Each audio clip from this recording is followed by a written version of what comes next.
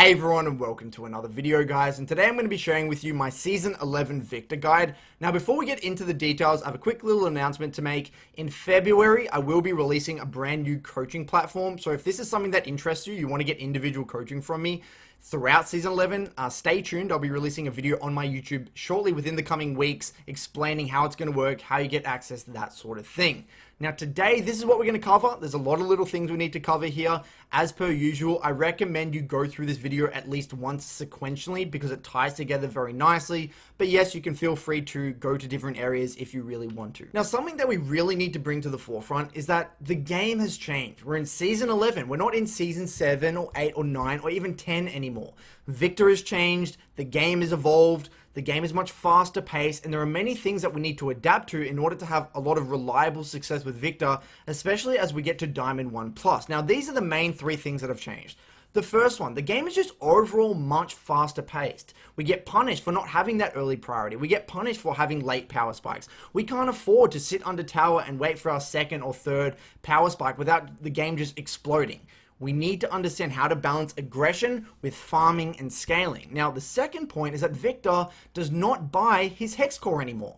This is a very important change because now he actually augments his abilities through gaining 100 hex fragments. And you get these hex fragments through getting minions and champion takedowns. This is actually what allows Viktor now to adapt to a much more early, aggressive, fast-paced game way more effectively than he was in the past, because in the past he had to farm very safely, get to his 1200, was it 1250 gold or 1150 gold, get his hex core, then start to wave clear with that E and buy time for his scaling. That's not how you play Viktor anymore. You have to adapt to the chaos. You have to be a very aggressive lane bully in order to survive and thrive. Now, the other point I need to make here, guys, it's very important that we have very solid CS with Viktor. If we don't know how to balance aggression with CSing and aggressive trading with warding and leaning and jungle tracking and like creating this perfect package with Viktor, again, we're not going to have reliable success with this champion. And the third one, there's just a lot more champions in the game, both within mid lane, top, jungle, every single role that have more dive, more gap closes, there's like Gale Force is in the game. Things are a lot more chaotic, okay? You can't afford to sit behind your tower or play for that mid-game team fight. There's just too much chaos. We have to get ahead early to exert a lot of pressure and have a lot of threat on these squishy members. So something we need to remember here, guys, is that this guide is largely focused around the way I personally perceive playing Viktor if you want to climb to Master Plus. This may not be the best way to play Viktor within Gold or Platinum or even Low Diamond. But I'm actually hoping by the end of this video, you can come up with your own interpretation of playing Viktor within your given rank, within your given server, and figure out the way to play Viktor that gives you the best results, okay? This is just the style I like, the style that gives me the best results playing in very high elo games. So when making this guide, where I started was what actually makes a great Viktor, because I've played Viktor for a very long time since it's released. It's been one of my core champions within my pool for a very long time. But I found myself being very confused. I was like, Curtis, what is the difference between, say, some of the best Challenger Viktors in the world comparatively to the average Diamond Viktor? Like, it wasn't obvious to me like it was with, like, a Challenger Akali versus a Diamond Akali, or, like, a Challenger Kiana versus a Diamond Kiana. Like, it's very obvious when you watch them play. So I was actually feeling a little bit confused. So I did a little bit of investigating, and it became very obvious to me. And it's actually very, very simple. Viktor now, more than ever, is actually like Syndra. Viktor is a lane bully. You play him like a lane bully. And similarly to the best Syndras in the world, they can balance perfectly aggression, lane aggression, with perfect CSing, accurate skill shots, jungle tracking, and warding, with their offense being their defense. Now, this is a very high skill cap way of playing Viktor because you're going to be pushing your limits, probably always pushing above the halfway point and trying to exert a lot of pressure. But the danger with playing like this is that you're a very immobile mage. And especially when you take Electrocute, you don't have access to Phase Rush anymore. You can die just like that. So the best Viktors can balance taking Electrocute and Ignite or whatever they want to do, building very aggressively offensively, and using their offense as their defense without dying. That's all it is. Very, very simply put. Now, the other thing they do well is that they adapt to any form of game pace rather than cowering and sitting under tower if things get messy. Right, before, it was okay. It was accepted to sit under tower and farm with Viktor and farm to your hex cores and farm to 2-3 items. No, the best Victors don't do this. They adapt. They fight fire with fire. They are not scared of a scrappy river skirmish or a scrappy 2v2, 3v3 early team fight, whatever it is. They don't back down from them. And if they get behind a little bit or they get low, they don't play like a bitch anymore. Right? So they adapt to any form of game pace. And this is absolutely crucial to having success with Viktor in Season 11. And the third thing is that they are very decisive when it comes to which fights they can and can't attend. They know instantly, that's a bad fight for Viktor, I'm not going, I'm not compensating. Or that's a roam I can go to, I am going to go to that, even though it might be a little bit risky, but they know. And this is something we will talk about throughout this guide, but it is very important to think about. And that is it. There's nothing else. There's no crazy things. You don't need to do crazy jungle invades. You don't need to call creative plays, make these creative dive plays, nothing like that. Viktor is a relatively straightforward champion, just with a very high skill cap. But we have to remember, doing these things, even though it may seem simple on paper, is very difficult to do reliably in Master Plus games. So that is our goal with Viktor. We want to be able to do this perfect style of controlled aggression without dying with Viktor. That is our end goal with Viktor. So let's actually get into the runes. Now this is where things may get a little bit controversial, but we are going to cover a majority of the rune pages. This is again just my interpretation, what has given me the most success. I've tested them all, right? I've tested them all. This is what, based off my success, my failings, what felt the best for me and the way I interpret Viktor's identity. Now, the first one here is what I call the bread and butter rune page for Viktor. This is the Electrocute with secondary sorcery. Now, guys, believe me, I was a massive hater of this page in the past. In the past, I was a massive phase rush advocate. I'm like, why the hell would you go Electrocute on Viktor? That doesn't make any sense. Like, I hate the domination tree. But it really started to grow on me, and there's a few core reasons for this, all right? So one thing I realized about Viktor is that now that his identity is actually shifted to more of a lane bully and your offense is your defense, you need or you thrive with a very aggressive rune setup, whether it's a Comet, whether it's an Airy, whether it's an Electrocute. I believe Electrocute is the most reliable for a few reasons. Now, as you get to Master Plus games or even High Diamond games, it's inevitable that the enemy knows how to counter Viktor. They know if they sit back and take EPO constantly, they're just going to slowly lose, right? They know that they have to close the gap, they have to get into your range and take those very chaotic trades. But if you're taking Electrocute and you're not backing down from those short extended trades, they come into your range. No, you just Q auto E and take that fight and you can actually win these trades. It's like a win-win. If they don't come into your range and they don't allow you to proc Electrocute, you win anyway with your E poke. But if they come into your range, you win anyway with your Electrocute with Q auto E. It's something that I never really thought about, and it seems really simple and intuitive, but it's one of the core reasons I love this. Also, it actually gives you a lot of kill threat or burst threat at level 6 and throughout the game. And it actually doesn't even scale too bad either. Now, you round off this page with Taste of Blood, with Eyeball Collection, and Ravenous Hunter. Ravenous Hunter has seemed to be one of the most effective runes on Viktor, especially as you get later into the game. Your sustain is unbelievable with your ultimate, in your full combo, and especially once you get into the side lane, this allows you to really operate nicely in the mid to late game. Now, the reason I really like secondary sorcery is because I'm not a big fan of starting Time Warp Tonic and Corrupting Pot anymore. I really like the durability that Doran's Ring gives me, and it gives me a little bit more mana within the lane, or it allows me to have an extended laning phase, because if I have Corrupting Pot, I'm kind of forced to go back for an early base, whereas if I have Doran's, because it has inbuilt mana regen with, last hitting minions, that sort of thing, I can take, and I can actually adapt to an extended laning phase if need be. Now, what I like about this as well is that this mana flow actually complements my early aggression with Electrocute, giving me a solid amount of mana to actually trade relatively aggressively. So I really like mana flow band here, complementing my Electrocute and my aggressive style of trading. Now, I was originally a big fan of Scorch, and the reason I stopped taking Scorch was purely because I couldn't poke under tower as effectively. I found myself building waves or just poking under tower, and what Scorch did is that made it very awkward for me to poke under tower with my E, even with my Q auto attack. So I tried it did feel good in certain situations, but I just don't take it anymore purely for that reason. Plus, also Transcendence gives me a little bit of extra scaling, and the reason I love this page, one of the other reasons I love this page so much as well, is that it's the perfect balance of aggression and early lane pressure with scaling. You've got scaling through Transcendence and Ravenous Hunter, but you've also got early lane aggression through Mana Flow Band and Electrocute. okay? And you always want to be taking one attack speed shard because you want to thin the way with auto attacks to get the minion advantage, which allows you to use E's more aggressively rather than on the wave. Now, one other little note here, guys, is that you will find the effectiveness of a rune doesn't just get influenced by the 1v1 matchup, right? There's going to be some games where, like, you know, you're thinking to yourself, you know, maybe I should go Comet. It's really good for the 1v1. But then in the 2v2, it's maybe a very aggressive 2v2, and there's a lot of 2v2 skirmishes. Electrocute is just a much better setup, right? It's a lot more flexible. It can be procced a lot more reliably, or it's better for those burst-oriented skirmishes, that sort of thing.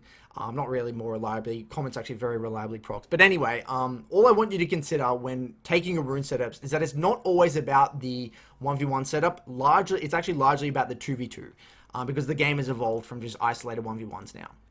Now, the second page here is the poke page. I do go this poke page into those long-range control mage matchups, things like Vel'Koz, Xerath, even Vhagar, things like that. This can be very effective. Generally, though, if you're going this Comet setup here with Scorch, playing for early lane aggression, you want to be complementing it with secondary inspiration, because this gives you more of like an early spike within the lane, because Biscuits gives you just more resources and just overall mana within the early portion of the game comparatively to what you would have had with Domination secondary. And because it's not really about the scaling with this setup, it's about purely dominating your opponent, shutting them down, getting them out of the game. This really, really complements that. The secondary inspiration really complements that. Yes, you can go secondary domination, but in my mind, it doesn't make any sense because you just want to all in on that early aggression. So I try to stay away from this secondary domination. And I still go this setup every now and then. Now, this third page is the self-peel and scaling page. Now, this was the bread and butter page for me back in the day with Viktor. I loved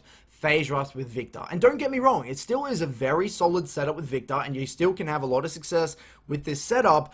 But the problem I had with this specific setup is that without having that early aggressive rune setup, whether it's an Airy or a Comet or an Electrocute, I can't really fulfill my identity as a lane bully and use my offense as my defense. I found whenever I went this setup, yes, if I was able to get to mid to late game somehow with this setup, then great. Brilliant. I know I can pop off and even be like a 1v9 carry. That's fine. This is one style of playing Viktor. But what I realized is that getting to that point was so unreliable if I didn't have access to Electrocute or some aggressive rune setup. This just didn't give me enough to get over the line. And the way I interpret Viktor is that you're a lane bully. This didn't facilitate that enough. It does in some certain ways, but just not enough for me. So try it out. See what feels best for you. If you do want to go this favor scaling setup, you might as well just all in on Gathering Storm as well. Again, try all of them. See what feels best for you. And if you are going this setup, I would recommend Domination Secondary for that really max scaling with the Ravenous Hunter as well. Now, the last one here, and I'm not going to talk about Grasp. I know Grasp can be utilized in certain situations, and I know even secondary Resolve can be used in certain situations, but I kind of think it's useless. I actually just rely on good gameplay and Summoner Spell choice if I need a little bit more defense capability. But this last one is the early aggression and low range setup. This can be very good into any of those low range melee assassins, even some of those champions like Silas, Katarina, even things like Fizz, things like that. If you want to play very aggressively, this is fine. For me personally, I just prefer Electrocute if I want to go that aggressive setup. Again, comes down to preference. This one, I would say, allows for more short trades, more effective short trades, but has less burst. So it's not as good in 2v2s, but it's better in the isolated 1v1. But in my games, I've noticed that it's less about the isolated 1v1 and more about the chaotic 2v2s. Now onto Summoners, pretty self-explanatory. Majority of the time, I'll say 90% of the time for me personally, I am going Teleport. It's just bread and butter, very reliable. I can use it for offensive purposes, reactive purposes. I can trap my laner. I can do whatever I want with it. And because I want to be able to adapt to anything that's happening in the game, TP really facilitates that. There are some Viktor players that live and die by Ignite, and it does really complement that Electrocute aggressive lane bully style. The problem with Ignite I've found is that there are some matchups where, like, they just won't give me that opportunity to go for the solo kill. They just TP back and minimize. Then I'm kind of screwed. I just prefer having the access in terms of just raw versatility and reliability with TP. But if you are in one of those low range matchups, versing a Katarina or a Silas, I will actually opt in for Ignite. Now, again, versus champions like Zed and Fizz, any burst-oriented assassin, Kiana, things like that, I will go barrier or exhaust. You can, in a weird way, still go ignite versus these very aggressive champions and use your offense as defense, but that is a very high skill cap way of playing Viktor, which I wouldn't really recommend to the average Viktor player. And then finally, there are some niche situations in which some Viktor players go heal. I know Dopa is also a big fan of heal, and again, it's the ultimate 2v2 summoner. Heal is amazing for 2v2. So in your games, if you're finding that you're relatively high elo, Grandmaster Plus, or Challenger games, you're in a lot of 2v2s, heal can be an absolutely amazing summoner and an absolute game changer, so keep that in mind. Now for the itemization section, guys. So when heading into a game as Viktor, there is two things you need to look for. You need to look for the squishiness of the enemy composition, and you need to look for how much burst or how much sustained damage your composition has. So if you think fights are going to be played relatively fast-paced, very burst-oriented, then this is the build path I would recommend. But if you think fights are going to be relatively extended, maybe they're very durable, or your team doesn't have much burst, or you think fights are going to be elongated, then the second build path that I'm going to cover in a second on the next slide will be the build path that I recommend. So that's something, or that's what you need to be thinking about when heading into a game. Now this is the slide, like I said, the very fast-paced, again, squishy composition. This is what I would recommend. So we start off on the left-hand side here with Doran's Ring. I like Doran's Ring for two reasons. I like the durability that it gives, and I also like the fact that it has inbuilt mana regen when last hitting minions, which gives you the option to have a very extended laning phase if need be. Like in some rare situations where the lane gets extended, you're okay with sitting in lane for 1300 gold. Whereas if you have Corrupting Pot, you don't really have that option, because you kind of have to play fast and aggressive, otherwise you're just going to go eventually, that sort of thing. So I'm just a big fan of Doran's. Now, one thing you will note with this setup, guys, is that I actually don't like going Archangels with the Luden setup. I like going Archangels with the other build setup, the other build path, but not with this one. This is because I feel like my identity when I'm going this specific build path is just pure burst, fast-paced aggression. I want to get my Lost Chapter as fast as possible. I want to get my Ludens as fast as possible. I don't really care too much about scaling. I'm all-inning on my lane bullying style or identity, getting ahead in the early game, playing for burst. I want my Ludens, I want my Lichbane. These are the two items that I'm rushing as fast as possible, and I feel like wasting gold on a tier and going the whole Archangels route doesn't really change what I can do in fights either. That's just my interpretation of it anyway, but feel free to experiment with that. But anyway, stock standard, Ludens into Lichbane. If you feel you need a lot of durability or you're versing a very dive-oriented composition, feel free to actually build Banshees or Zhonya's here, then Lichbane third, then round it off with a Voice Staff and Death Cap here. As for boots, I would say 90% of the time, or 80 to 85% of the time, I'm going Sorks. Some games, if I need Mercs, I will go Mercs. But again, Sorks just complements Luden so well, and because my identity is just pure burst, I want as much magic penetration as possible, and Sorks really complements that. I'm just not a big fan of Darksteel and Viktor. I know some people are a big fan of Darksteel because it allows you to snowball. For me, I just don't like building Darksteel on champions that are very coin flippy. Like, this way of playing Viktor can be very chaotic, and you might just die in the process of playing relatively aggressively. Remember, we're pushing up past halfway point, trading very aggressively. Darksteel is a bit of a coin flip here, so that's purely up to you with how you play your champion. Now, if you're versing an AD champion like a Zed or a Kiana, then I would recommend getting a Seekers in the early game. That's pretty self-explanatory there. So for the second setup here, this is the build path when versing or having very extended fights. Now you'll notice that I'm going tier here. I'm going Ceres as my second item, starting Doran's, Lost Chapter, Leandru's. Pretty straightforward. After these two items, I really do like getting a durability item here as a third purchase. You can also feel free to go Void Staff or Death Cap as your third item. I just really like having the Banshees or the Zhonyas. Some people say, you know, why don't you build Lichbane with this setup? For me, it doesn't really make sense. If I'm playing these extended fights, I would much rather just have raw AP or raw durability. I don't want Lichbane. Lichbane, in my opinion, is a burst-oriented item. Yes, it's not going to be terrible with Viktor in this setup. It's just not for me. I don't really feel like it makes much sense. Now, this item here, this Cosmic Drive, is very interesting. I've experimented a lot with it. Now, I try to avoid it as much as possible, but if you are versing a very burst-oriented composition, because this doesn't give you durability anymore, you don't get HP or you don't get the shield from Ceres anymore, you are quite squishy. So if you're versing champions like Fizz or like Zed, Kiana, or Akali, things like that, Cosmic Drive, sorry, can be the difference between surviving and living. And if you can survive as long as possible in these extended fights, have your ultimate up, your Liandry's, you're popping in these extended team fights with a lot of ability haste, you're going to be doing a lot of damage. So that is something, again, you can experiment with. Like I said here, if the game is very chaotic, you don't actually have to go tier. There is many games where it's very fast paced and I actually got an early solo kill or whatever it is, and I actually can skip tier, go straight into Lost Chapter and go straight into my Liandry's. I'll avoid my Ceres completely and then go like a Void Staff or a Banshee's or a Zonya's and just leave the item completely. There are some games that actually happens. I would say that majority of the time that's not going to happen for you because you're probably not in like Master Plus or Grandmaster Plus games, but if you are in Master Plus games, that is something you might do quite often, and I find myself doing it quite often as well.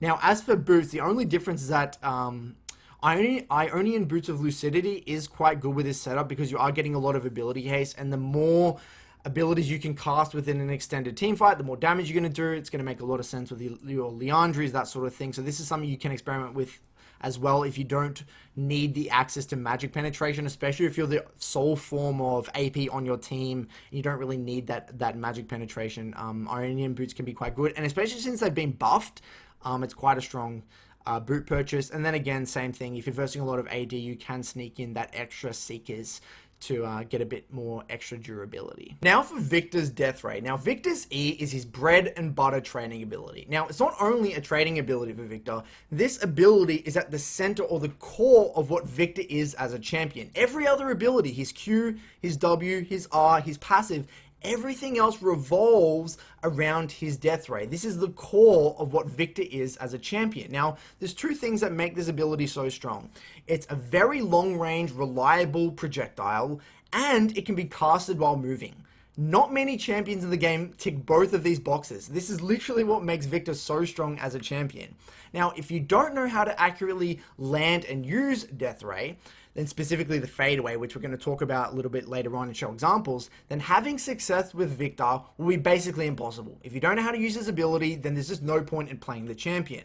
Now, knowing how to cast it perfectly from max range is what gives Viktor his mid and late game strength, because it's an amazing poke ability, and by the time you're in mid to late game, it actually applies a slow because you should have all the upgrades of your Hex Core, which can actually be or act as a setup ability as well. We're going to talk about that later on. Now, rather than just saying, guys, just get better at it, practice it, get better at it, what I did is actually created an exercise you guys can use in Practice Tool to help increase your death ray effectiveness. So in order to do this exercise, guys, all you need to do is load into a Practice Tool, level up your E, enable automatically refresh resources and automatically refresh cooldowns, go into the river, spawn a dummy anywhere into the river, and then try and map out a line in your brain here, or even just by testing, to get the max range E onto this dummy. Like, if you were to stand on this line and cast E at its max range, the end of it is going to clip this dummy.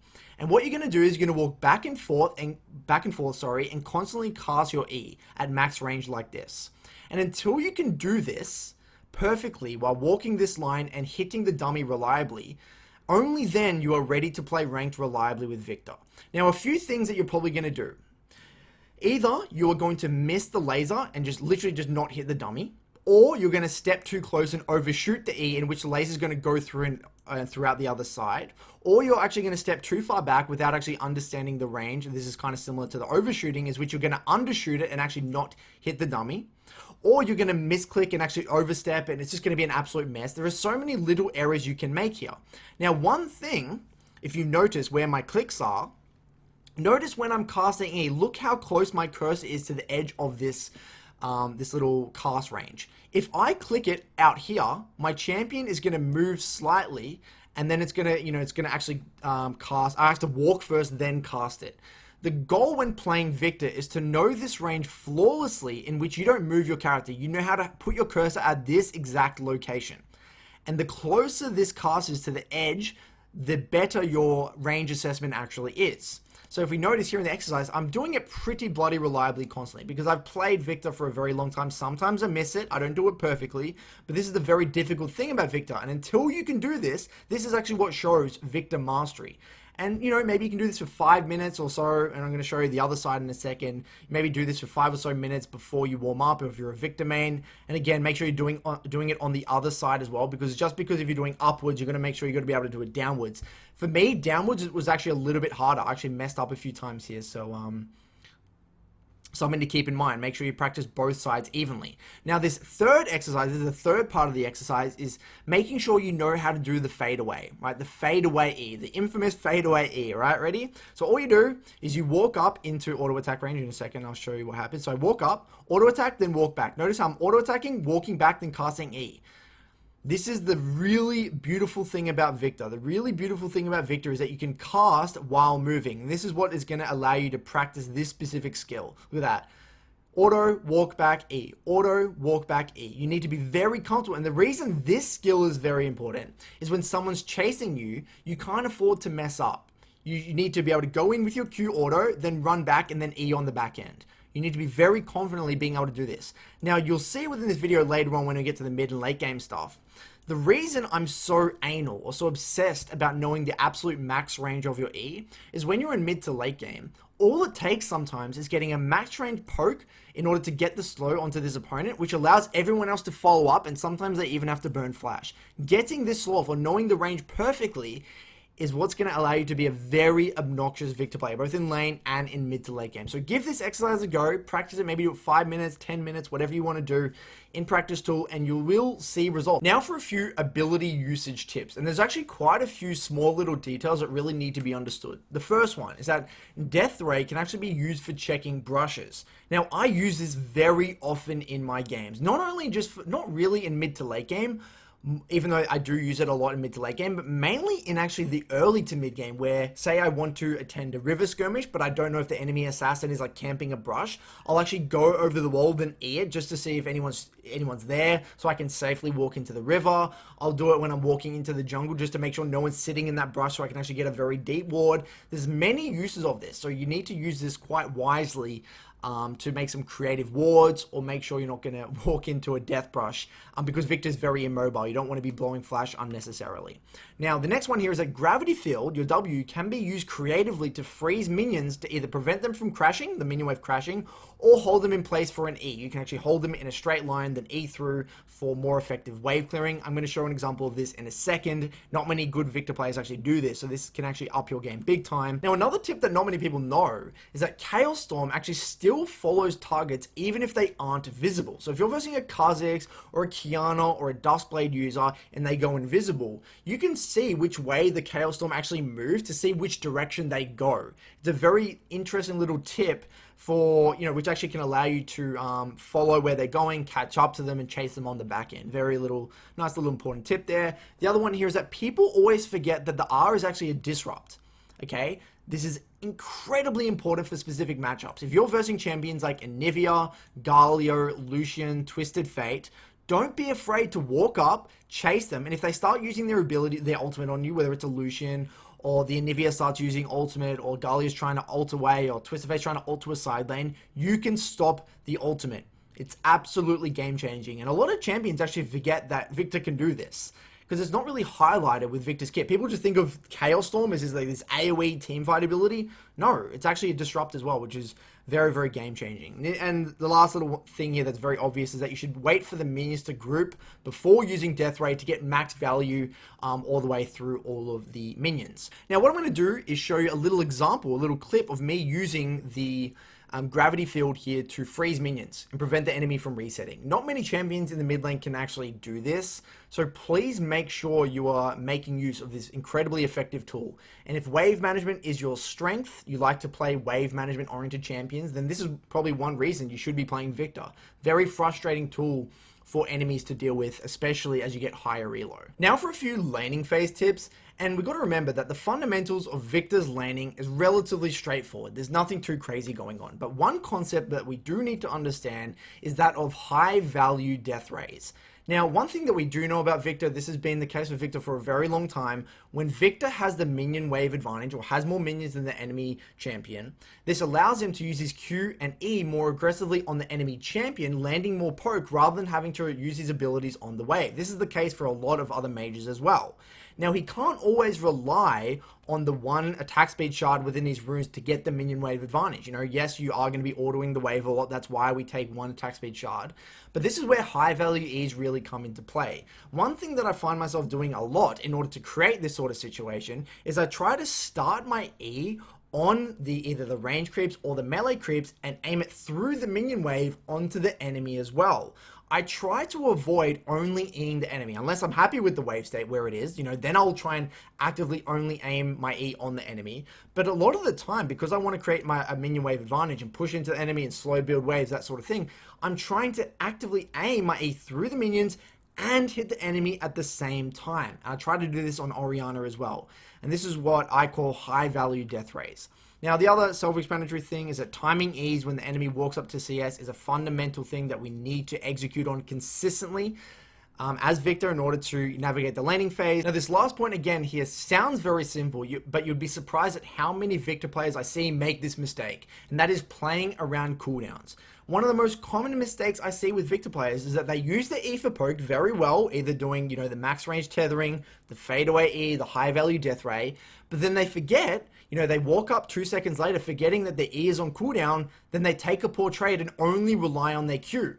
Viktor can't really take many good trades only with Q auto attack. He really relies on the E to both proc electrocute and just win trades overall. Unless the enemy has some seriously low threat, no engage, no cooldowns themselves, or no mana, this can be a very dangerous habit to get into, so please look for this within your VOD review. Now for some mid to late game Viktor tips here. There's 4 main points that we need to cover here. The first one that we're going to look at within the example in a second is W usage to control choke points and W usage in general within skirmishes. This is a big, actually, this specific thing here, W usage in general within skirmishes, is one of the key differences between some of the challenger Viktor players and like the master Viktor players. And I'll highlight this within the examples in a second. Being at the objective first and the importance of being with the team, grouping versus side laning, and the dangers of getting picked off and transition, and using abilities for slows to allow other people to follow up. Not really going to be in the example, but I have mentioned this before earlier on, and it's pretty self-explanatory. So let's dive into a few examples here, guys. So what we're going to do now is go through a series of skirmishes and team fights with Viktor to highlight the fundamentals of mid to late game skirmishing and team fighting with his champion, highlighting things like W usage, positioning, getting to objectives first, and the likes of what I mentioned before. Now, the first thing I want to highlight here is W usage, because, you know, you may say, Curtis, you know, I'm fine with my W usage. I know you just put it down in a team fight. It's a zone control tool. I get it. What's so crazy about it? Well, yes, you may think that, and you may think that you use it pretty well, but wait till you actually look at your VODs, how many times you're just simply not using it. You're focusing on using your E, your Q, your R, but you either forget to use it, or you're sloppy with your usage, or you don't actually understand how important the actual placement of the W is itself. Here, for example, if I were to place this too far this way, this is actually not going to stun the Jax. Look at this. Even a little bit further back, forward, sorry, it wouldn't have stunned the Jax. W placement and being very, very specific with where you're placing it can be absolutely game-changing here. And my thought process with W is all I want to do is split the team. Whenever I see someone chasing or running through a choke point or going to a fight, my intention is not even to stun this initial target. A lot of the time, it's I want to put it here to stun these guys or make them walk around this way. So this guy's going to overextend into our team. We can isolate that one target, and then, you know, we just win the fight anyway, because then it's an instant 4v5.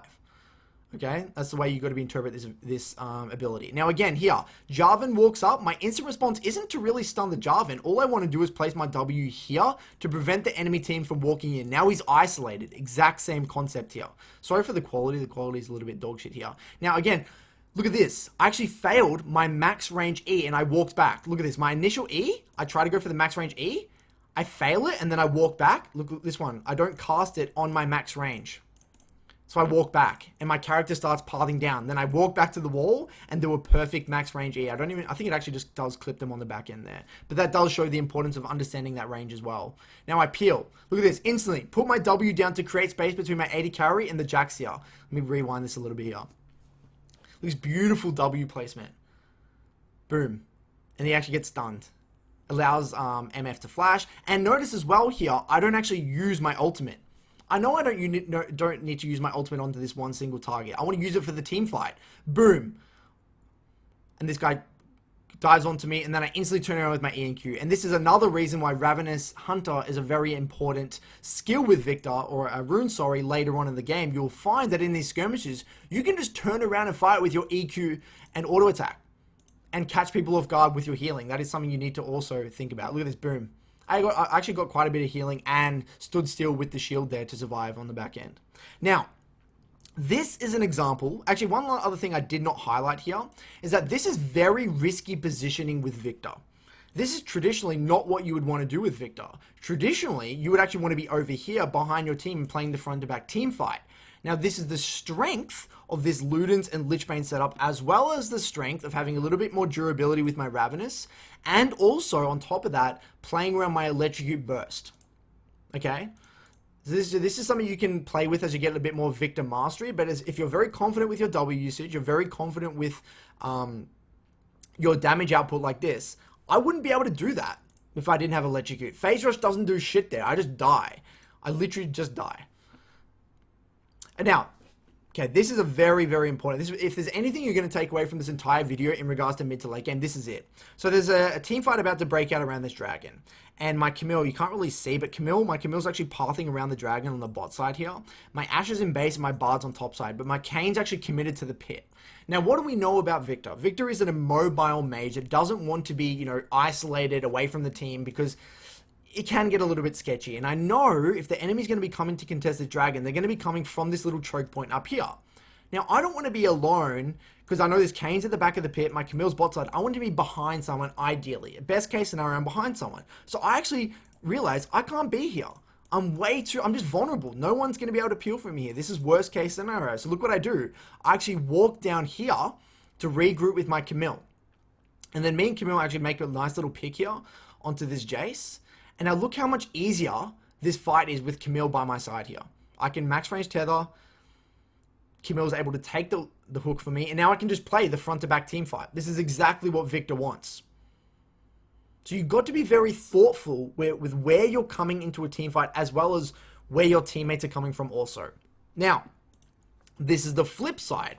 You want to be getting early to objectives as Viktor for the same reason. If I'm coming into a dragon fight from bot here and my team is all grouped around mid lane, I'm isolated. I can get picked. I can't walk up. I'm too scared. And this is what happens this game. I greed for the tower thinking, it's fine. I can group with my team after. And as I'm walking in transition here to regroup with the team, Elise knows I'm split push and actually just one-shots me on the way to the fight. And we actually lose this game. We probably could have won this game here from this point on. We could have won this team fight here if I had just grouped with my team. I just lost the game for my team like this. If I had just not gone bot, grouped mid first, walked in as a team, controlled the areas, controlled the choke points, it's much harder for Elise to fight. Elise can't win that front to back versus a Viktor. You have to understand the strengths of your champion.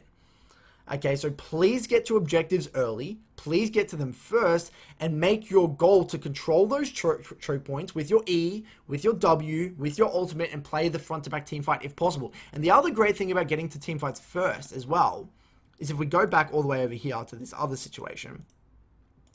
Let's just say, for this example's sake, I was over here. And my team was all walking in here. I could ward over, maybe next to that wall, whatever. I can maybe ward in that brush. And as soon as they come in, I can actually look for a one-shot burst with my full combo on someone.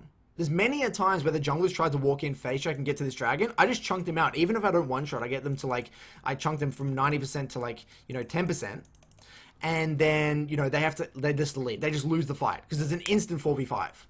Because I know I have Electrocute, I have Lichbane, I have my E and my Q auto, and my passive auto. They can't really play the game.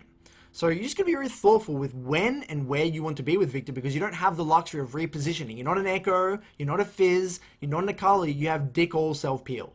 Okay? So hopefully this really clarifies your mid to late game, guys. So when picking Viktor within the draft, these are the champions that I would look out for, okay? So within the support category, we have Bard, Rakan, Pyke. For obvious reasons, they're going to be roaming a lot, diving onto you, they can close the gap, they can force out your flash. It's very difficult to navigate an extended team fight without just getting one shot. So these champions are champions that I try to, just be a little bit cognizant of.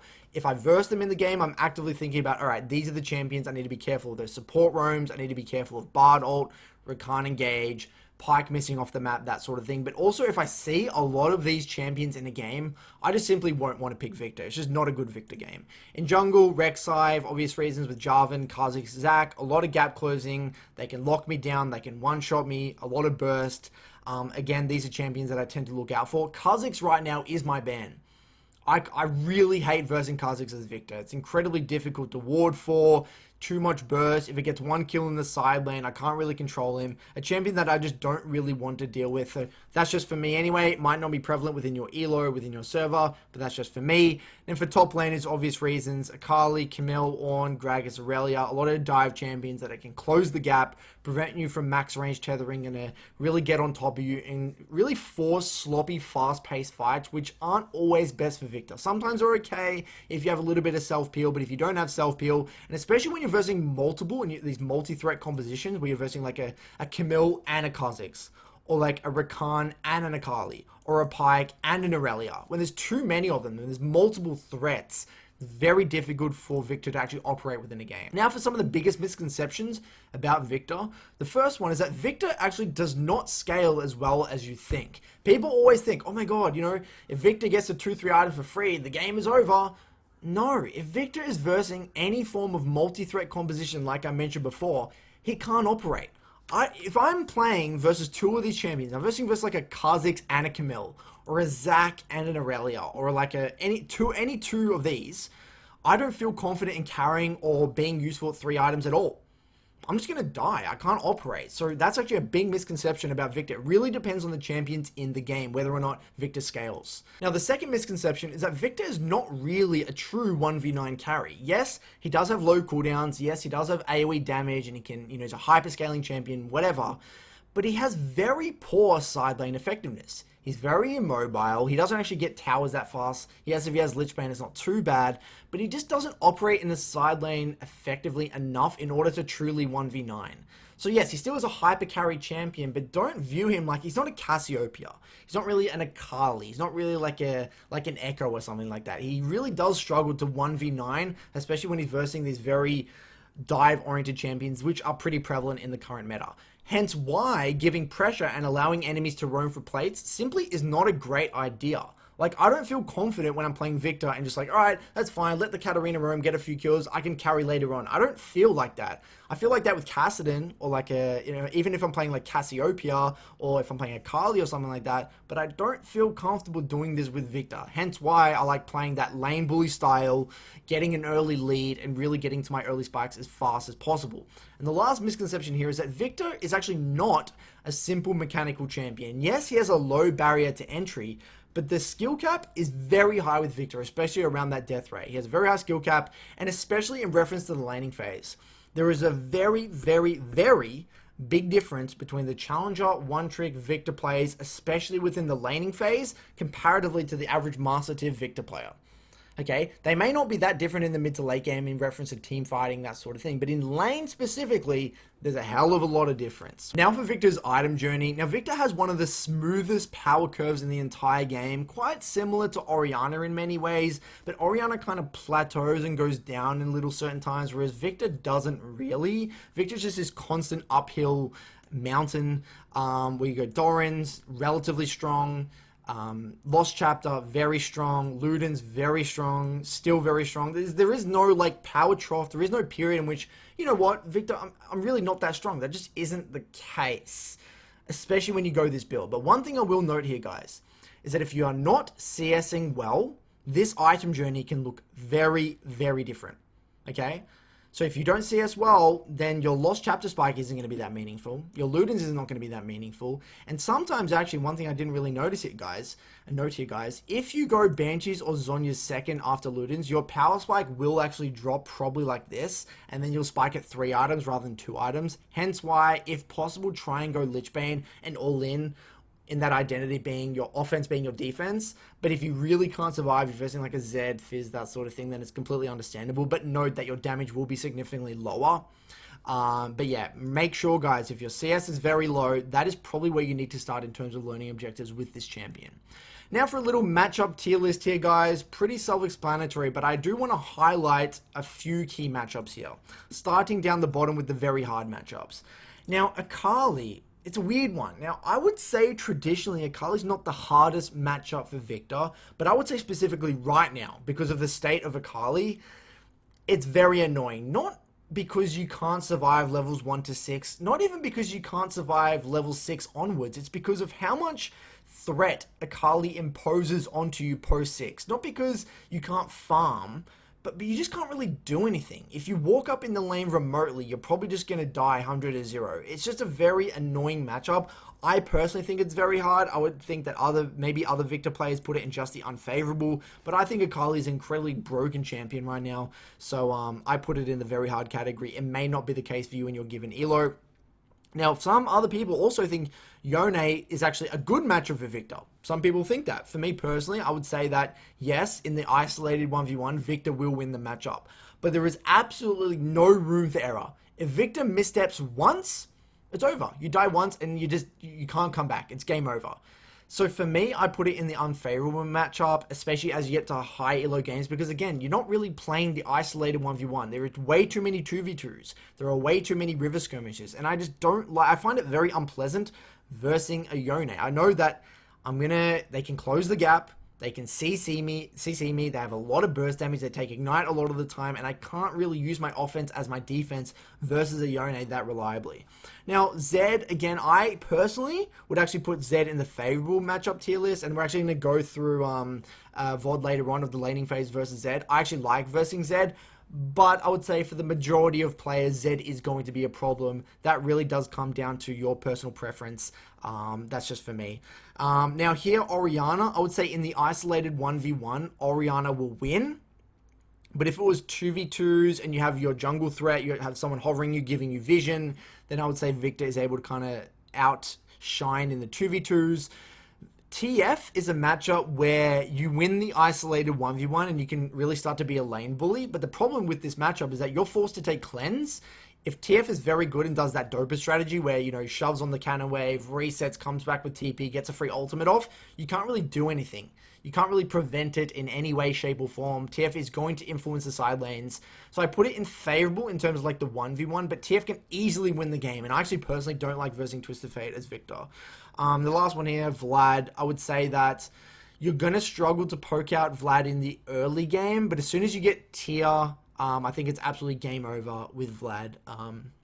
You definitely want to be going that tier route, tier into Leandri's ideally. Now for learning Viktor, when you're in the 0 to 25 game category here, you must put time into making your E-cast feel smooth and comfortable. If you feel very, you know, clunky, you don't feel comfortable, you don't know how to hit the max range death rays, that sort of thing, then you're probably not going to be ready to continue on with Viktor. You need to put the time in, put in the work to feel very comfortable with that ability. Focus on punishing the enemies with E from max range, timing these E's when the enemy walks up to CS. Stick with one rune setup. Don't alter around too much. You know, if you like the Electrocute page, play it. If you like the Phase Rush page, play it.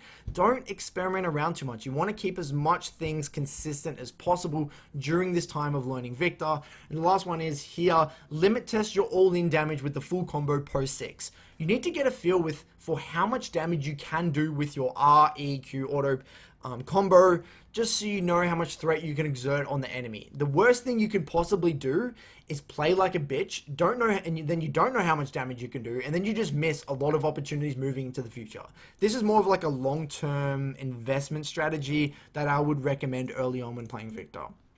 Now, once you start to get to 25 to 40 games, start to experiment with differing runes, builds, summoner spell setups, like I mentioned within this guide. Experiment with different forms of gameplays. Maybe you want to play very slow. Maybe you interpret certain matchups very slow and steady and play with TP and farm and scale up. That's completely fine. Whatever works for you, as long as you try and experiment and see what works for your given elo and server, and start to compartmentalize matchups for you. In terms of early wave control, you will start to realize, versus these matchups, I want to like slow build the first 3 waves and let it bounce. Versus these matchups, I actually want to get shoved in and play for jungle gank setup with my W. Or these matchups, I just want to keep it in the middle. Start compartmentalizing, start experimenting and creating your own little unique strategies. And form the basis of your take on that champion. You should start to come up with your take on this champion. Don't just follow my word for it blindly. You need to come up with your own strategy because, again, any of these strategies work. It's about how you utilize and play towards the setup that you actually choose. Now, once you start to get 40 games onwards, you need to be starting to hold yourself to a very high standard in regards to poke and CSing. If you miss an E, you need to be absolutely obsessed with fixing that. You can't afford to miss E's. Death rate is the key to success. And also, if you're missing CS, that is also a very big problem, because you should at least be having 8+ CS per minute when playing Viktor. This is also kind of ties into wave state optimization. Similarly to what I said before in regards to like compartmentalizing your matchups, you should know at every single point in time what you're doing with your waves and why. All right, you need to be really obsessed with the details here. The other one, like I said earlier on in this video, your W usage optimization in skirmishes and team fights. Like, you need to be pixel perfect, understanding what your intention is with the W. Do you want to stun the front line? Do you want to peel for yourself and put it on top of you? Do you want to create space and actually separate the front line from the back line? What do you want to do with your W? As long as you have intention with it, that is a very important thing. Team fight, skirmish optimization. Don't even think about team fighting skirmishing until you're like 40 games in. And then also side lane optimization as well. Pretty self-explanatory there. And then creative playmaking. One thing you will be able to do with Viktor, especially if you go the Ludens and Lichbane setup, you can actually like bush camp, make weird creative plays where you just one-shot the enemy jungler, or you pick someone in transition. This is actually possible with Viktor, but it's not something I would look into until way later down the track.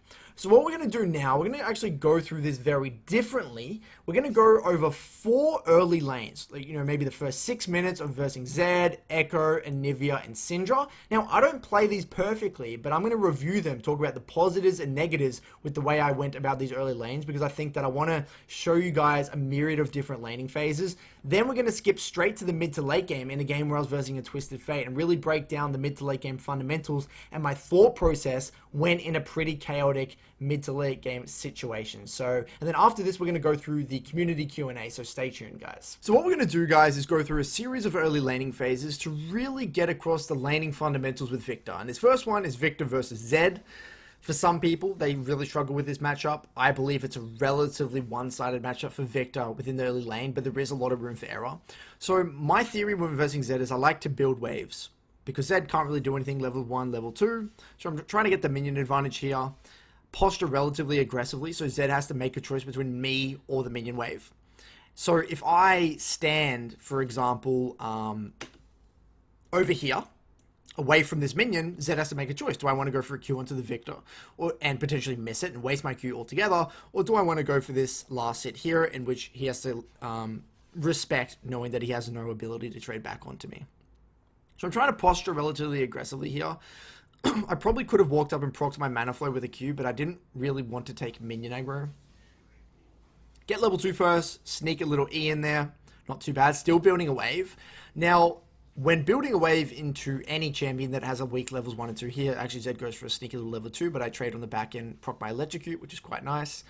One thing that I actually am actively thinking in my mind is I'm looking at my mana flow cooldown, making sure I'm not spamming abilities too much so that I go I'm trying to somewhat manage my my mana here. But one thing I do here is actually ward before the slow built wave crashes onto tower.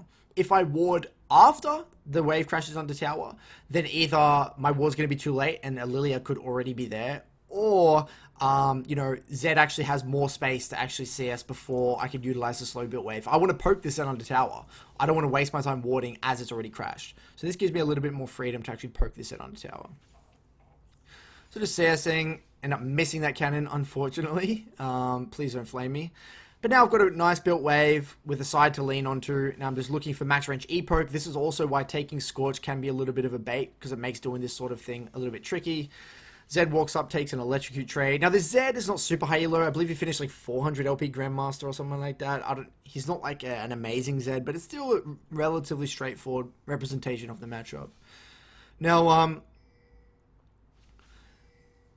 here actually still getting some significant poke down onto the Zed. Now, I have two options after I slow built the wave. I can actually let the wave come out and keep it on my side and create gank setup, maybe allow this Hecarim to set up a nice gank onto mid. That's completely viable. Or I can like let it come out a little bit and continue to push waves into the Zed, getting maximum harass and keeping priority. And the reason I tried to keep priority this game specifically is because I didn't really want a gank, and I just wanted Hecarim to have priority and potentially even allow him to get a double scuttle, rather than the traditional let it bounce out all the way and create a gank.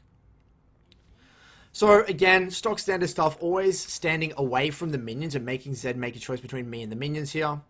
Getting max range E-poke. When my E is down, I try not to posture too aggressively. Rationing my mana relatively good. Okay, just misses that combo luckily. Time my E. And notice how I'm there. I'm posturing up aggressively as this minion is getting low. So I can get ready to be in position for an E. But then I saw Zed was too far away from that range creep. So I didn't even bother Eing.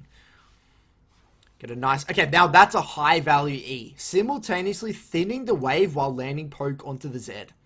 Every E, every death ray has to have intention. Get a nice little auto.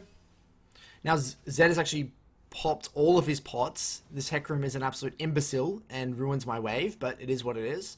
Now I can actually start to slow build another wave into the Zed and look for a potential reset here. Now I actually mess up my positioning in position too close to this wall, so Zed is able to get a nice little trade onto me here.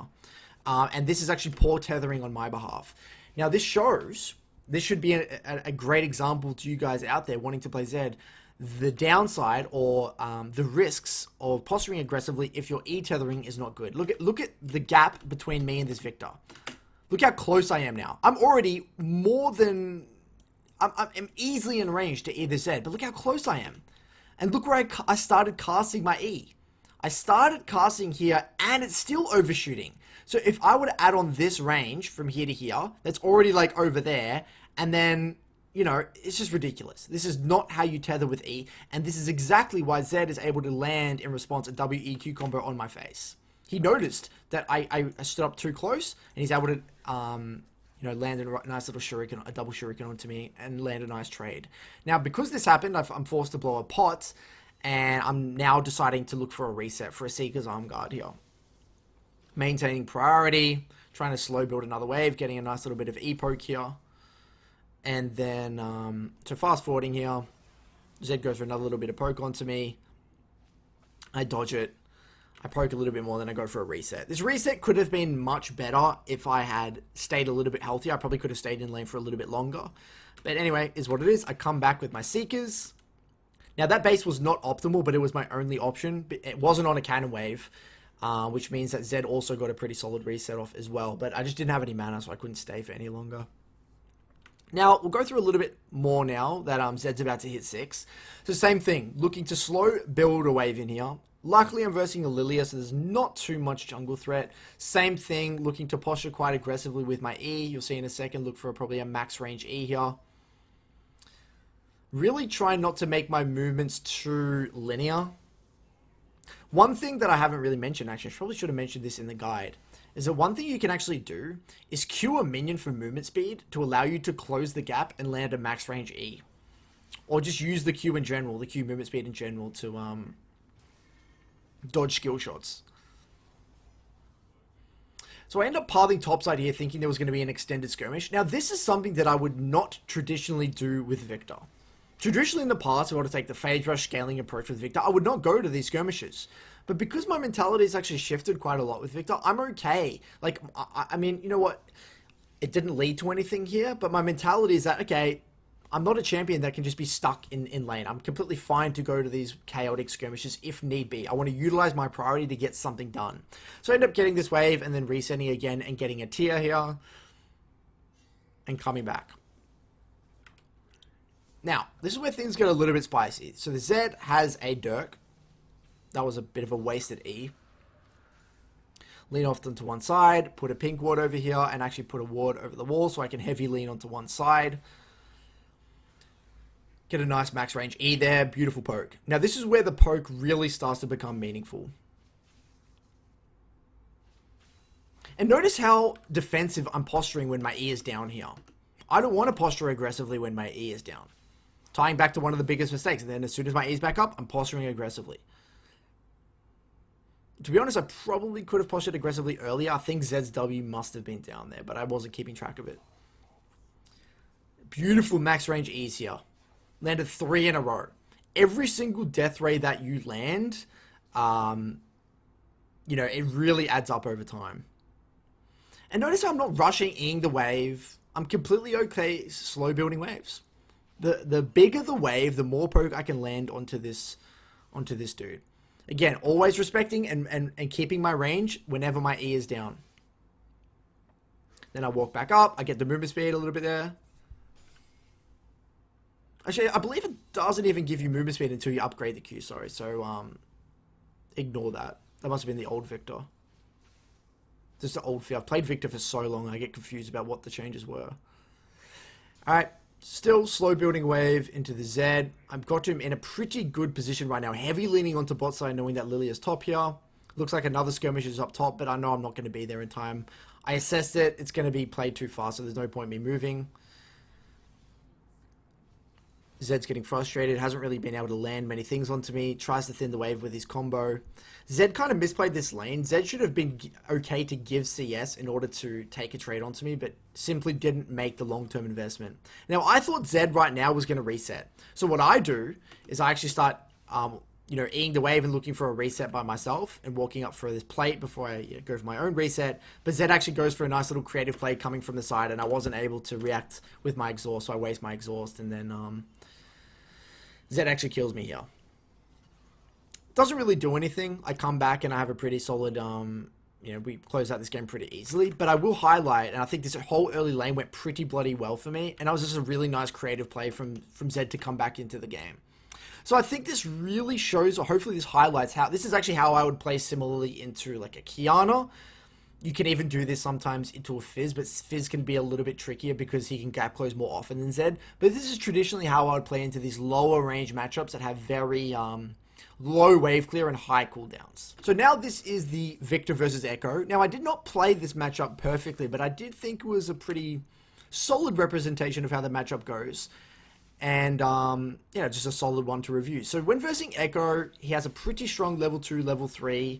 Ideally, best case scenario, I keep the wave on my side, just outside my tower, and force Echo to constantly use Q on the wave. That's what I really want to do here.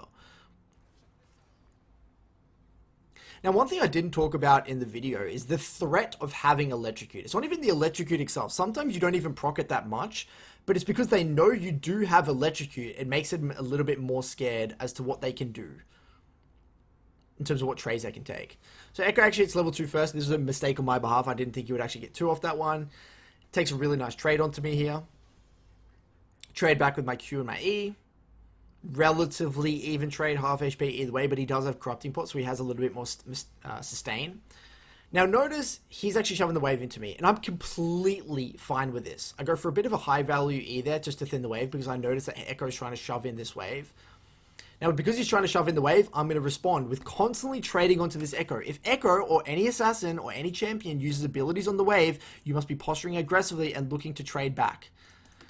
I notice that. Auto, Q, auto, Electrocute proc. Beautiful. Another auto on top of that as well. Now I'm trying to thin the wave. You'll probably see me do a high value E here as well. Very soon. Another Q auto, E. Beautiful. Thinning the wave with auto attacks as much as I can. Keeping it outside my tower. And this Echo's getting very, very frustrated. Trying to get the wave in. Okay. Again, last hitting these minions here. Love this location of the wave. Posturing very aggressively here. Forcing this Echo to max range Q. Again, nice little max range Q there. Posturing aggressively. Making Echo make a choice between me and the minion wave. Ward to one side. Looks like this is the downside of doing this specific strategy. Echo is going to have moved to any of these skirmishes. But that's just the downside here. Echo goes onto me here. End up flashing, luckily survive, and just TP back. If we fast forward here, Kindred ends up killing the Echo. I come back with a Tear and a Brooch, and start to get the wave out. Echo TP's back as well, so he doesn't really miss that much. Echo takes a very nice trade onto me here. Oh, yeah, Proxy Electric actually run into it, maybe trying to dodge the Lee Sin Q as well. Also, Lee Sin's cross-mapping here. Another max range E. Echo does a very good trade onto me. I kind of stand my ground and trade back here. Now, in other situations, Phase Rush really doesn't do much here. And this is, in my opinion, just the strength of Electrocute. I have to stand my ground. I'm going to take those routes. It's inevitable that the champion I'm going to verse at some point is going to be able to close the gap. I'm not a robot. These champions know, these players know that that is the weakness of Viktor. They're going to do it. So I'm okay. I'm not playing like a bitch. I'm happy to trade fire with fire. You know, I'm going to trade aggressively. I'm going to use my tier, spam abilities, and trade back. Utilize my Taste of Blood, utilize my Mana Flow Band, utilize my Ravenous Hunter to get as much poke down and fight fire with fire. This is just the way it's been for me. And these sorts of lanes, I've tried both ways. I've tried going to phase rush and playing full defense and giving priority to the Echo, but it just hasn't ended up working out well. So beautiful here. Echo's heavy trading onto me, gets a nice little trade. I trade back with Q auto there. Oh, I nearly get an extra auto for that Electrocute proc. Not afraid to back off, get another E here. So the lane's been going pretty well. I mean, I've missed quite a bit of CS, but we're actually even CS right now. I think I could have played this matchup a little bit better if I tethered a little bit better, and also that early skirmish made things a little bit chaotic, but not too bad. So now my jungler helps me get the wave in. I come back. Let's see what happens here, and then before we go on to the next VOD. But the point I'm trying to get across here is that I'm trying to highlight the strengths of Electrocute. I'm trying to highlight this specific way of playing Viktor. I don't really want to give unnecessary pressure. So it looks like Echo's going for roam, so I end up shoving to try and make the Echo react. Echo goes for a trade onto me here. Q, E, ward to one side so I can safely lean. Come back, another aggressive trade onto this Echo. And one thing as well I should have mentioned earlier on is that you shouldn't be afraid to use your R aggressively. Similarly to Orianna, there's going to be situations in which the enemy's going to trade onto you aggressively. If it allows you to create a favorable wave state, then sometimes you just have to. Sometimes just using your Chaos Storm aggressively very early on is what's going to put you in a favorable position. So end up getting the blue here. Coming back. Fast forwarding a little bit here. And now the lane becomes very, like, the longer this lane goes on, and as soon as I get my E upgrade, I'm just buying time for my E upgrade, things get very, very messy for this Echo. Because he doesn't win the all-in trade anymore. He can't really deal with my wave clear anymore. He can't really deal with my range. This is where things get very sloppy for Echo. So, and generally once I get to this point, if I can get to this point with relatively solid CS, without too many things happening, or at least me adapting to the game pace, I know I'm in a very, very good position. So now I'm evading. I'm the one getting priority. Echo doesn't really have any options. I get a plate by myself. I'm a 1500 gold. Echo comes back. Max range E here. Now that's how I should be playing the matchup. Look at this. Echo comes in. Max range E, high value E through the minion wave as well onto the Echo. As soon as Echo uses abilities onto the wave, I respond by posturing very aggressively, getting in range from my E again. End up missing that one, unfortunately. And now it's just a rinse repeat. Really not much this Echo can do. Echo goes onto me here. And now I think he's kind of checkmated. Slowly losing trades. Now, if I were to play the more defensive style with Phase Rush, that's just pretty much giving Echo a free rocket belt. Why would I want to do that? There's no incentive for me to give Echo a free rocket belt. I would rather make his early game living hell. And if you saw my How to Counter Echo video, that's exactly how you want to be navigating these matchups as well. So what we're going to do is dive onto the next lane matchup. Now, switching gears a little, this is a non-melee matchup. This is actually Viktor versus Anivia. And for this setup, I end up going Comet. So this is one of the rare matchups where I will go Comet because it is a very E-poke-oriented, different sort of trading matchup where it's less about, you know, taking those short, like those like more burst trades, and it's more about taking those long-range poke, non-committal E trades. And again, the key to success in these situations is high value E's in order to gain the minion wave advantage, as well as utilizing your auto attacks with the attack speed shard in order to, you know, gain this minion wave advantage and land more E's or death rays onto this Anivia. Same thing, shoving, shoving, shoving is the name of the game here.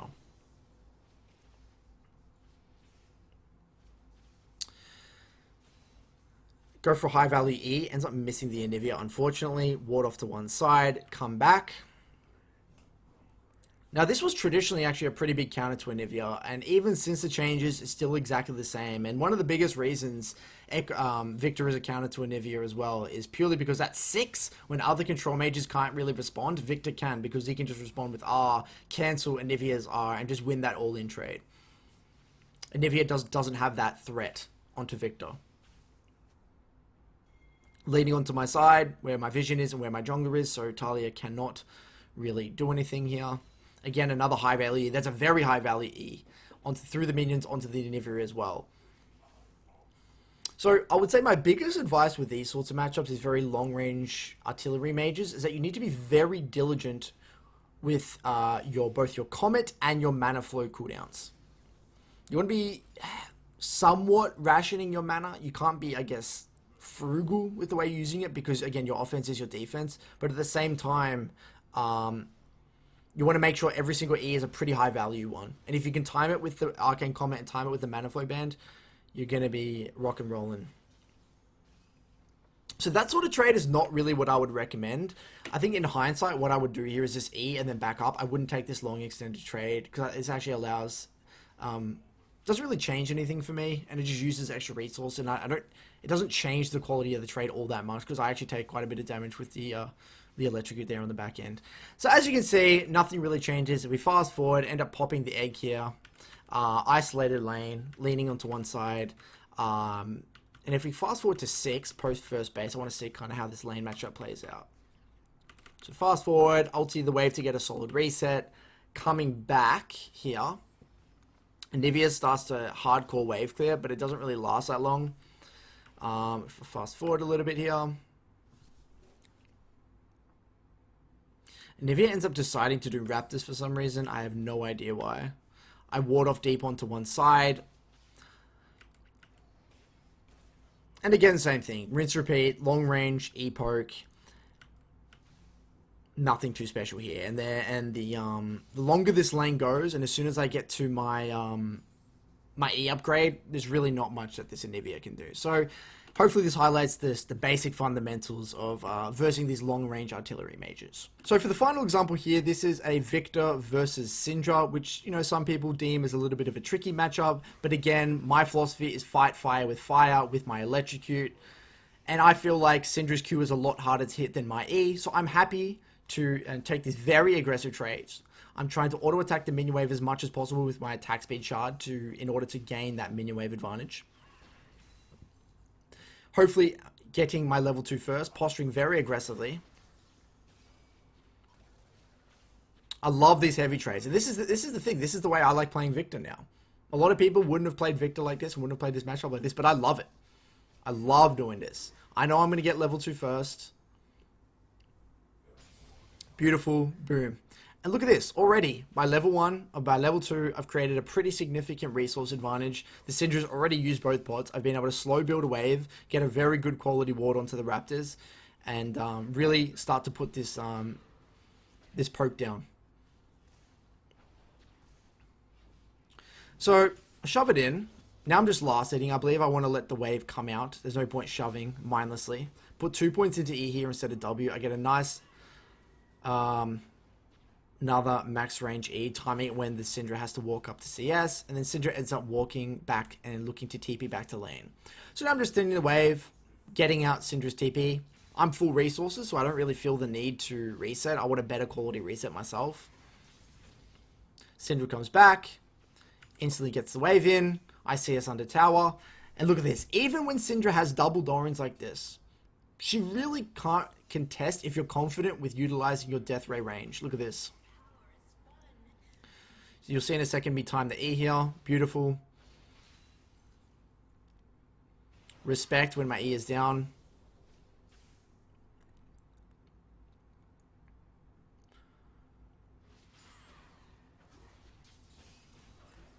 Fighting fire with fire there. Trading back instead of just bitching out. Walk up with my Q, auto E to get the electrocute proc. Now again, utilizing my autos, getting high value E's, creating the minion wave advantage, tethering with my E here, making it her life incredibly difficult here. Boom. So as you can see, the way this is playing out, I'm the lane bully. Syndra's not the lane bully, I'm the lane bully. And this is the way I like to play it out. This is exactly the way I like to play in my matchups now. And most mage matchups, this is generally how it goes. Now, yes, I'm not going to be able to proc my electrocute that often. But if Syndra wants to take that very aggressive trade with me, I'm going to do it. I'm not going to bitch out. So, and then here, Echo kind of messes up a little bit of a dive here and donates Syndra a kill, but it's all good. And then even after this happens, it's still, if you fast forward a little bit here, ITB back, I get a lost chapter. Oh, this is, I believe I used the freeze technique to group up the minions, or do I actually freeze? What do I do here? Okay, I end up getting the freeze here. That's just using the W technique that I mentioned in the guide, get a good quality ward. Fast forwarding a little bit here. What actually happens here? Posturing aggressively when Syndra's stun is down, get a nice little E here again. She goes for an all-in with me. I use my ultimate. Now, one thing as well with Chaos Storm, the further away Chaos Storm is away from you, the less MS it's going to have. So the closer you are to your Chaos Storm, the more move speed the Chaos Storm will have. So when you're very far away, it's going to be difficult for you to keep that Chaos Storm onto the enemy. So keep that in mind. So as you can see, you know, I would say it's relatively chaotic lane. It could have been much better if Syndra didn't get donated kill, but you know, traditionally this used to be a counter to Viktor, but the way I'm playing it and the way I interpret the new Viktor with Electrocute, I actually would say it's relatively favored to the Viktor, if played well. So let's TLDR the lane, and before we go into the mid to late game, let's TLDR and summarize the key points in terms of laning phase. So one, as you can see, understanding the range of Death Ray, I'll call it DR, is incredibly important for taking high quality trades. You need to understand this range perfectly and be able to do those fadeaway E's. Two, minion wave advantage is very important for Viktor because again, it allows you to put yourself in pockets of the lane and increases the likelihood of landing more death rays. I'd say the third thing here as well is don't be afraid to fight fire with fire, and that's what Electrocute really allows you to do. And I would say finally, this strategy of playing Viktor requires very solid warding and very solid jungle tracking, right? If you don't understand, if you don't have good habits with your warding, you don't have good habits with your jungle tracking, you're going to find yourself dying a lot because remember, you are in a mobile mage. If you do all four of these things together, you're going to be absolutely popping, right? This is the key to success when playing Viktor and having a very dominant laning phase. And this is where I would direct a majority of my focus in my reviews. If you guys as well, focus a lot of your attention in reviews in the first 10 minutes. Look for your E usage, your E accuracy. Look for your CSing. Look for your leaning, jungle tracking, warding, your wave management. All of these things. I really want you to be putting a massive focus and emphasis on these first 10 minutes of the game. So what we're going to do now is go through a mid to late game in a game where our team was relatively far behind. If we actually just take a look at the situation here, Camille, I would say, is pretty strong, 5-3-1 versus a 4-3-4 Jace.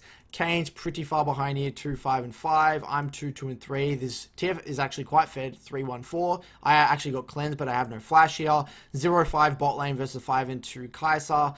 And then a Bard versus Nautilus in the bot lane here.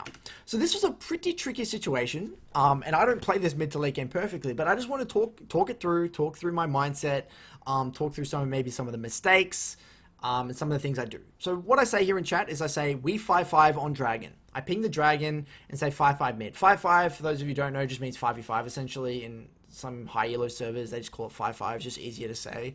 And the reason I'm saying this is because we're versing a Twisted Fate.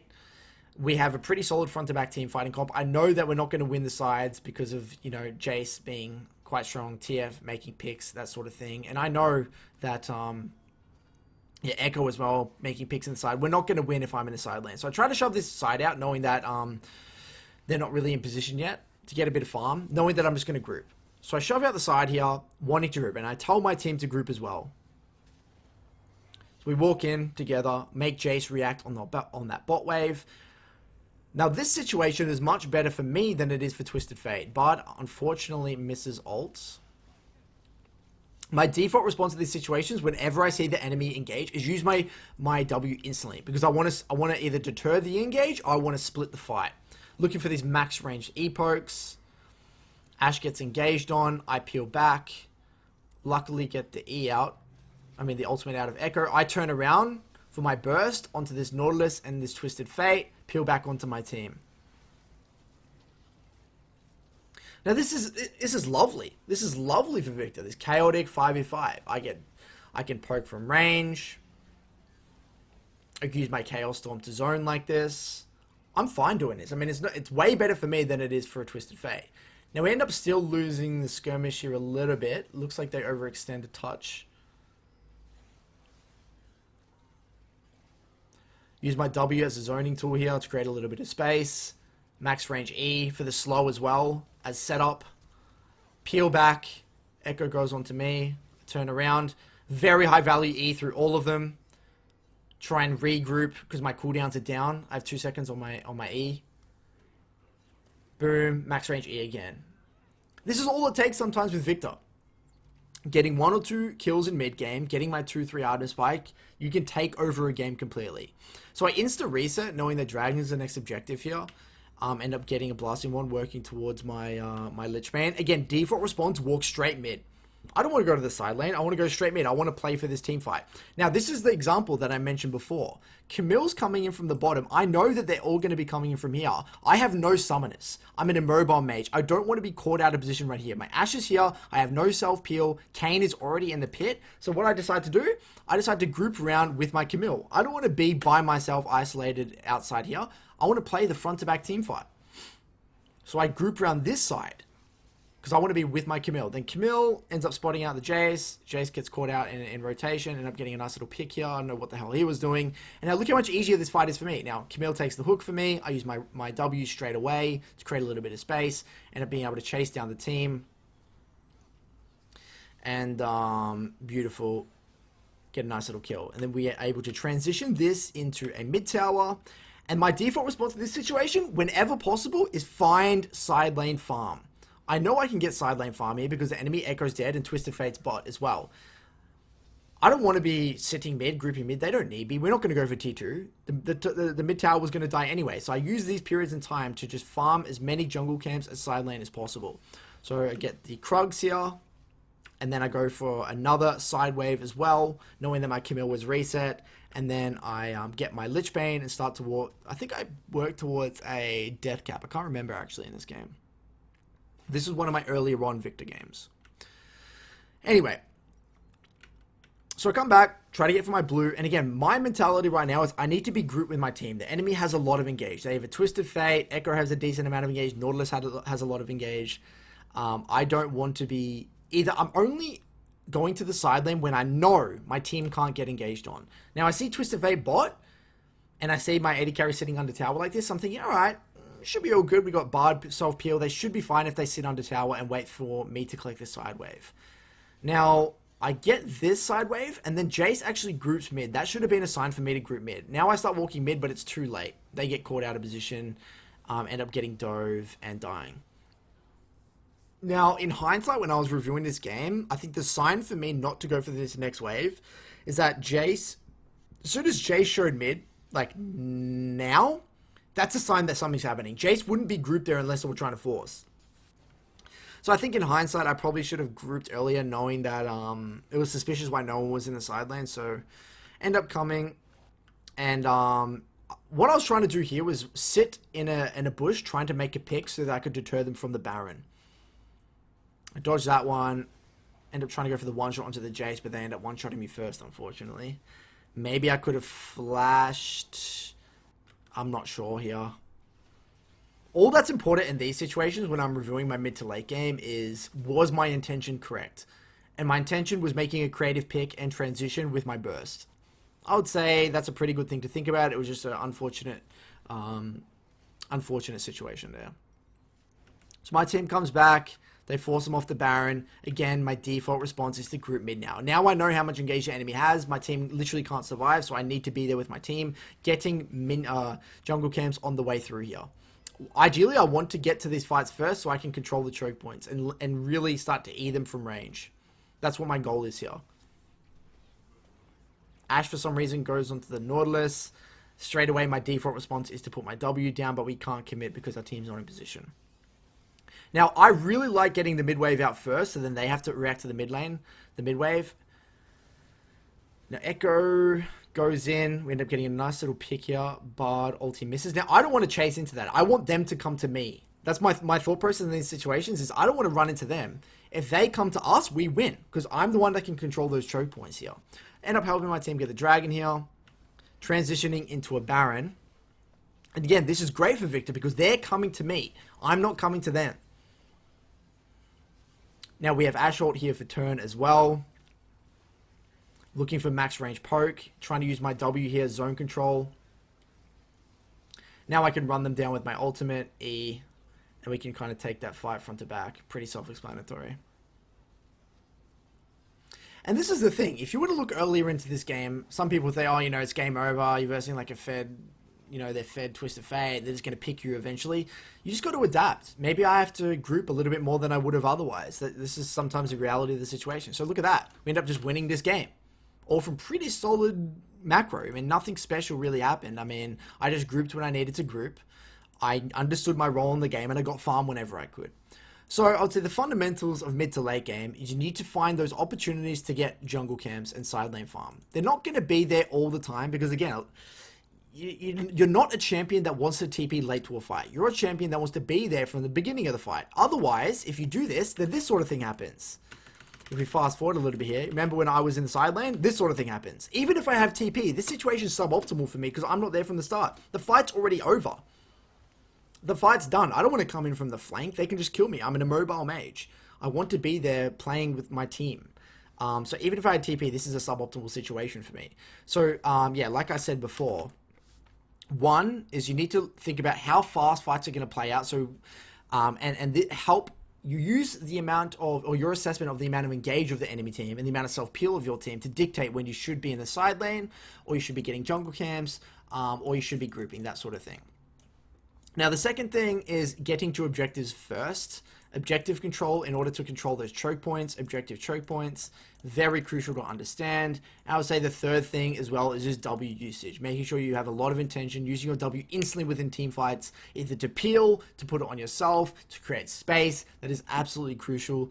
And then, yeah, I would say that is pretty much the fundamental, really not too much. And also actually having a focus on those long range E, those E's for setup with the slow, the E slow, very important as well. So overall, not too much there, relatively straightforward. If you can actually get to the mid to late game safely, you know, Viktor's a relatively straightforward front to back control mage. So most of your attention, guys, just a reminder, should be focused on the first 10 minutes of your VODs. That's where you should be directing the majority of your attention until you're consistently getting leads. If you're getting leads in Viktor, with Viktor in lane, then you're off to the races. The rest of the game is going to be relatively straightforward. Now for the community Q&A, guys. Around a week ago, I asked you guys what questions you had with Viktor. So I just picked out a handful, and we're going to go through a few right now. And the first one is from Darky NL. Darky asks, I'm curious to know how to counter him. Do you play aggressively in lane, or do you just want to not die so he doesn't get his upgrades? This is a very good question. Let's actually start with out of lane first. Now, out of lane, I referred to this a few times within the guide, but Viktor really doesn't like multi-threat. Like, if there's like a Camille and an Echo and a Kha'Zix and a Kali, all these champions, it's very difficult for Viktor to navigate these games. So in draft phase, I try to pick a champion that has a lot of gap closing potential. For me, a champion in my pool that really fills that niche is Echo. So I really like to play Echo into Viktor.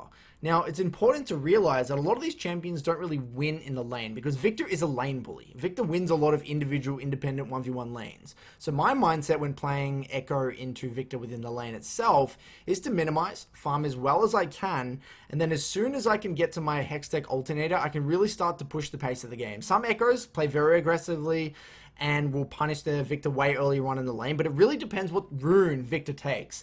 There's a big difference between Viktor taking Electrocute, Airy, Comet, and Phase Rush. If they take Phase Rush or Comet, you could probably play very aggressively, close the gap, and push the pace of the game and win trades from level 3 and 4 onwards. But if you're versing an Electrocute or an Airy, then you're probably not going to win that isolated lane 1 to 6, and you're probably going to have to play a little bit more conservatively, so keep that in mind. Also, keep in mind if they take TP or Ignite, that's also something that you're going to have to really navigate and play around. But, At the most fundamental level, your goal, your mindset should be, how can I close the gap as often as possible? Whether you're punishing this Victor's poor tethering, whether you're punishing their E cooldown, if they're using their E and they're still posturing aggressively, even when their E is on cooldown, you should punish that and take the trades when after Victor has already used E on the wave or something, or missed an E on you at any point in time. But your mindset should be, how can I close the gap? Now, if we look at that example before with the Z, right? You remember I showed that example of me versus a Z within the example section. What the Z did wrong was constantly use Q on the wave and play reactive to me. What Z actually had to do is mind game me, and instead of going for a CS, he had to just go for me instead. And give up CS, play the long-term game to take a better trade onto me, rather than just like play the stock standard. All right, I'm going to use my Q on the minions, I need a CS, I need to use my WEQ to thin the wave, that sort of thing. No, just play chaotic and find creative ways, or play mind games with me just to close the gap and take better trades onto me. Because if you don't, and this is the point I make here, you will slowly lose. Viktor will win every single isolated 1v1 if you don't play and try and close that gap, because he will just EU and EU again and EU again and slowly chunk you out until you have to reset. You can't let Viktor do that. Or if you have a very aggressive gank-oriented jungle like a Jarvan, Rek'Sai, Elise, whatever, try and hold the wave, thin the wave on your side, and then set up ganks, because he's very vulnerable, remembering that he doesn't have any self-peel, very limited self-peel, and especially if he doesn't take phase rush, he's very vulnerable. So great question, Darky. Next one's from Eddie's. With the passive change, is it worthwhile to try and roam earlier to get upgrades faster, or is it best to sit back and farm for item advantage? Thanks for your productive content, as it's helped both me and my significant other out a lot. So no problem at all, Eddie's. I'm glad I could help you and your girlfriend or boyfriend out a lot. Now, one thing I will mention here, and I talk about here, is that Viktor now is all about being adaptable, right? You can't have a fixed way of viewing your game plan. Yes, traditionally, you just wanted to stay in lane and not go to many skirmishes, play for your hex score, that sort of thing. Viktor's changed a little bit more, where, like, you know, I don't mind going to a skirmish. Yes, I won't go to every skirmish, but I'll be a little bit more specific. That's what I said here. You can't really, and this is the last point here, you got to be very specific about what situations you're going into. Like, some games you will be able to attend skirmishes because they just don't have that much threat, or they're really low, or you've got full resources, or you've got both summoners available, or the enemy has to react to a big wave. Just be very specific about the situation. But my mindset is that, yeah, I don't mind going to these skirmishes. I have electrocute, I have to adapt. Me getting an early kill is quite good for me, but I won't do a lot of big roams. I try to avoid like fully committing to a side lane roam unless really 100% it's going to work. And I don't like diving with Viktor either. His kit really doesn't facilitate that. So that is something to keep in mind. And this is actually unlike any other champ I've played before, at least a control mage. Like, he's very, very adaptable and very versatile. This is not really what you would see with a champion like Viktor, but this is just the way I've been interpreting his identity and what's been giving me the most success. Next one here from Mr. Spence. How do you stop Yone and Fizz from taping your base? Taping your base. I'm assuming he means something else or something similar. Once they hit 6. The key to success is you want to keep the wave on your side, ideally thinned and frozen outside your tower. Very similar to how I played the game versus Echo. So I heavy traded kind of levels 1 and 2, whatever. But my overall goal within the lane is to keep the wave on my side and force the champion or the assassin to walk up and use their abilities on the wave to try and crash it. Because the longer the wave is there, they have no room to chase me. That's exactly what you want to be doing. You can do this 2 ways. From level 1, if the Yone messes up and starts shoving the wave, then just thin the wave and keep it on your side. Or you can build waves into the Fizz, really harass him hardcore levels 1 and 2, build waves, crash it, bounce it out, thin the wave, and prevent it from shoving, crashing into your tower, and kind of keep it on your side, which can be a little bit tricky. That's where high value E's really come into play, where you're simultaneously getting poke and thinning the wave. And max range tethering is the key to success with these matchups. And if you're versing Fizz, I also like to take Barrier. Because it's inevitable that Fizz is going to go for an all-in onto you. And if you can survive that all-in, then all systems go. Next one is from Niall Nasir. How do you position against Malphite, regardless of what happens when that champ is against me? I feel like I can't play the game. Well, this is really the same for any mobile champion in the game. It really comes down to defensive itemization and positioning behind your team. Like, Malphite's not going to be able to, like, ult through the backline onto you. That's where you got to get to objectives early, be with your team. Don't be split off randomly coming off from the side. Be with your team. If Malphite ults into the backline and is really far away from their team, they're not going to be able to follow up, right? And what you can also do, that's where you should be building Banshees or Azonias, and you can instantly W below you as soon as you see the Malphite come in. Sometimes that can create space, or you can even throw the W out where you think the team's going to come through, so they can't really follow up. That's also something you can do. So yeah, it's all about positioning, man, and itemization. Next one from Helia. G'day, Helia. Are there niche scenarios where upgrade order can be altered to something else? I have experimented with this. I thought that you could do this maybe in some of those lower range matchups and max Q, but I found that E Death Ray is just way too valuable. It's the thing with Death Ray, it's not just for the lane, it's for like mid game and skirmishes and team fights. Like, it's too important to get that E upgrade as fast as possible. So yeah, no, I don't think the upgrade order can be altered. Next one from Krayson Yanev. Do you think that with the new item changes and the changes on his hex score, he can be good in solo queue, low elo? I mean, I always thought that Viktor was going to be good, or always was good in low elo, because, you know, he has a relatively straightforward identity. His kit's not too hard to execute on, at least at a base level. As soon as you get that E down pat the death ray and try that exercise, that can really help you. But now more than ever, yeah, I think he's great. You know, he can adapt, he can play fast pace. And the great thing about it in low elo is that low elo is all about the 15-minute ARAM, right? And Viktor excels in the 15-minute ARAM because you have long-range poke, you have a lot of AoE damage, you have an AoE ultimate, you have a lot of utility. He just thrives in the 15-minute ARAM. So yeah, really good, and a great champion for learning fundamentals as well. Next one from Kobe E. What is Viktor's optimal playstyle according to the junglers? For example, does Viktor excel with a passive a passive or aggressive jungler, and how should play around either? I'm assuming he's like, how should you play around? Well, Viktor now is very adaptable. Like I said here, Viktor's very flexible. But like many other mages, he just wants river control. So it's kind of when you play Syndra, or when you're playing Azir, even when you're playing Orianna, you don't really care what jungle you have as long as they're giving you river control. That's the way I view it, because if you can isolate the lane for as long as possible, it's amazing for you. Because again, you're such a lane bully, and most of the time, the way Viktor is countered is by taking those aggressive 2v2s, closing the gap, and burning Viktor's flash. But if that never happens, you just slowly win. It's actually kind of what happened in my VOD when I was versing a Zed. Because I lent really well, I warded really well, and isolated the lane, Zed really couldn't do anything.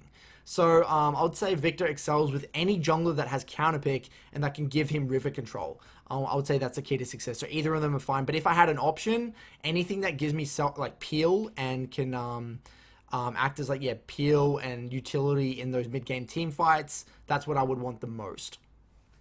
But yeah, like I said here, tempo junglers like Olaf can also be really good, or even heavy invade junglers like Kindred. Next one here is from Ryan GLZ. What's the best method to deal with Yasuo or Yone with Fleet and D-Shield? It feels like they have never-ending sustain. So this is a very controversial question.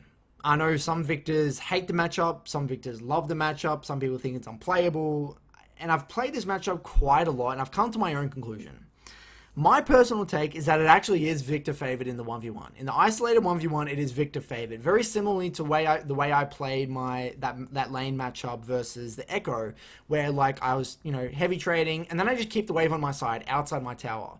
It's very difficult for Yone to unfreeze. So it's all about wave management, and it's all about playing around his Q3 and his E cooldown. I actually played a game last night where I had the wave on my side, walked past the minion wave, and made it incredibly difficult for Yone to walk up in CS, and denied him a lot of CS. Then I slow built the wave in, reset, come back, and then froze the wave on my side again. It's like a rinse repeat. Now, what will happen though, is if you don't play around Yone's Q3, and if you don't play around his E cooldown, you get caught off guard. You can literally get 100 to 0'd with Ignite. So there's not much room for error. Okay, there's very little room for error. Oh, sorry, I actually missaid this.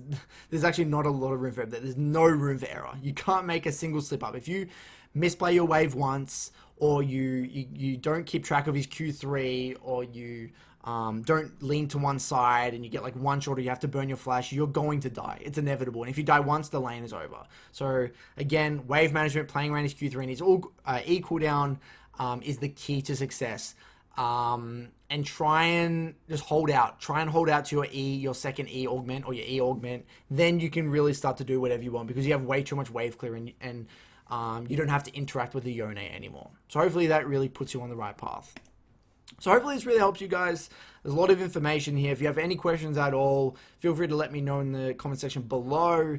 Remember, again, this is just my interpretation. You guys might have success with differing setups. This is just what has worked for me. Cheers, guys, and I'll see you in the next video.